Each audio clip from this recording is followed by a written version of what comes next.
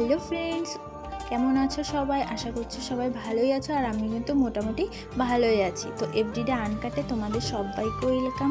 তো আমি আগে ভেবেছিলাম যে রোজ ব্লগ দেবো, কিন্তু এখন আর দেওয়া হচ্ছে না, কারণ কিছুদিন ধরে আমার শরীরটা প্রচণ্ড খারাপ ছিল, তাই আর দেওয়া হচ্ছে না। কিন্তু এখন থেকে চেষ্টা করবো ডেইলি ব্লগ দেওয়ার।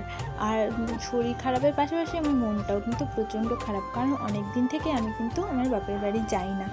আর আমার বাপের বাড়ি কিন্তু অনেকটাই দূরে, প্রায় 700 কিলোমিটার, তাই হুট করে যাওয়াও যায় না, ওরাও কেউ আসতে পারে না। সেই জন্য আমার মনটা কিন্তু আমার প্রচণ্ড খারাপ হয়ে উঠেছে। তো কিছুদিন পর যাব, এখন আমার বরের কাজের একটু চাপ আছে, তাই আর যাওয়া হচ্ছে না। তবে কিছুদিন পর যাব। আর টিকিটটা কিন্তু 1 মাস আগে থেকে কেটে রাখতে হয়, না তো আর টিকিট পাওয়া যায় না পরে। তো দেখো, আমি এখন রান্নাঘরে চলে এসেছি, রান্না করব। প্রথমে সবজিগুলো কিন্তু ভালো করে কেটে নিয়েছিলাম, তারপর আমি কিন্তু ভাতটা চাপাতে চলে এসেছি। তো ভাত চাপিয়ে দিচ্ছি। এই দেখো, চালটা কিন্তু আমি ভালো করে ধুয়ে দিয়ে দিচ্ছিলাম। আর দুটো আলু কিন্তু আমি রোজ ভাতে দিয়ে দিই সেদ্ধর জন্য, তো আলুগুলোও দিয়ে দেবো। তারপর আলুগুলো দেওয়ার মানে হলো যে আমি রোজ কিন্তু রাতের বেলা আলু সেদ্ধ দিয়ে ভাত খাই। আলু সেদ্ধ আর একটা মাছ ভাজা পেলে আমার কিন্তু আর কিচ্ছু চাই না।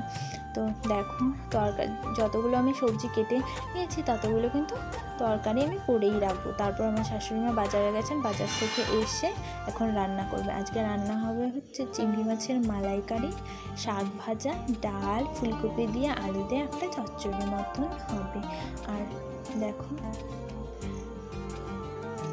সকাল থেকে উঠেই শুধু কাজ আর কাজ, কাজ আর শেষ হতে চায় না। কি অবস্থা! আগে তো আমি বাপের বাড়িতে তো কোনো কাজই করতাম না, কোনো কাজ করতাম না বললে ভুল হবে, করতাম। যখন মার অসুবিধা থাকতো তখন মাঝে মাঝে রান্না করতাম, রোজ তো করতে হতো না। আর বিয়ের পর এখন তো রোজ রান্না করতে হয়, মানে সবটা কিন্তু রান্না আমি করি না, কিন্তু কিছু কিছু রান্না করতে হয়। তারপর দেখো, এখানে চিংড়ি মাছগুলো নিয়ে এসছে, এগুলো আমি ধুয়ে কেটে রেখে তারপর কিন্তু আমি কাপড় কাচতে চলে এলাম। কাপড়গুলো কাচা হয়ে গেছিলো, তারপর আমি ছাদে দিয়ে এসেছিলাম। আর যা রোদ দিয়েছে, কদিন বৃষ্টি হলো, যেমন বৃষ্টি হয়েছে তেমনি কিন্তু রোদ দিয়েছে কদিন ধরে, বাপরে! আর তার সঙ্গে গরম তো আছেই, মনে হচ্ছে আবার সেই গরমকাল চলে এলো।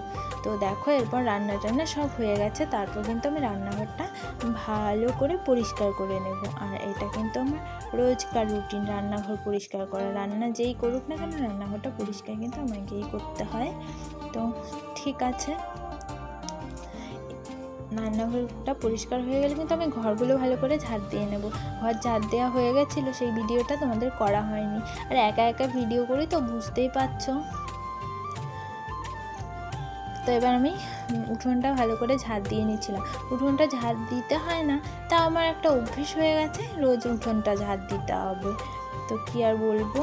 তো দেখো, আমি এখন উঠোনটা ঝাড় দিয়ে নিচ্ছিলাম।